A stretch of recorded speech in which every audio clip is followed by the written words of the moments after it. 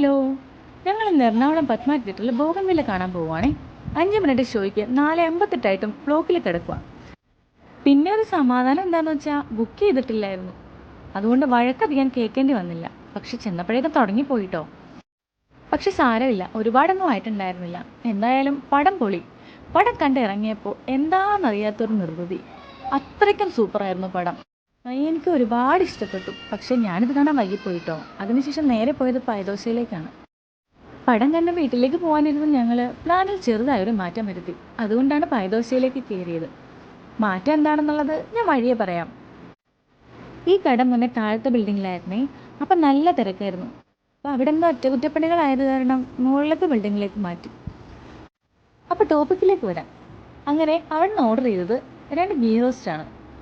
ഗീ റോസ്റ്റും കഴിച്ച് ഓരോ കാപ്പിയും കഴിച്ച് നേരെ പോയത് തൊട്ടടുത്തുള്ള കവിത തിയേറ്ററിലേക്ക്. ഇതാണ് ഞാൻ നേരത്തെ പറഞ്ഞ ട്വിസ്റ്റ്. ഒരേ ദിവസം 2 സിനിമ. എൻ്റെ ലൈഫിൽ തന്നെ ആദ്യമായിട്ട് ഇങ്ങനൊരു എക്സ്പീരിയൻസ്. ബോഗൻവില്ല കാണാൻ ചെന്നപ്പോൾ ലേറ്റ് ആയതിൻ്റെ പരാതി ഇവിടെ തീർത്തു. 1 മണിക്കൂർ നേരത്തെ എത്തി. പടം വേറൊന്നുമല്ല, ജോജു ജോർജ് സംവിധാനം ചെയ്ത പണി. ഇൻ്റർവെൽ ആയപ്പോഴേക്കും ക്രിസ്ത്യാനോ നല്ല കരച്ചിലായി. പിന്നെ ലിനേഷ് അവനെ കൊണ്ട് പുറത്തേക്ക് പോയി. അപ്പോൾ അങ്ങനെ പടം കഴിഞ്ഞു. എന്താ പറയണ്ടേന്ന് അറിയില്ല. സൂപ്പർ. തിയേറ്ററിൽ നിന്ന് ഇറങ്ങുമ്പോൾ ഏതോ ഒരു ലോകത്തായിരുന്നു ഞങ്ങൾ. ജ്യോതിർമയും ജോജു ജോർജും അമ്പരപ്പിച്ച് കളഞ്ഞു. ഒരേ ദിവസം തന്നെ 2 നല്ല സിനിമകൾ കാണാൻ പറ്റിയതിൻ്റെ സന്തോഷത്തിലായിരുന്നു ഞാൻ.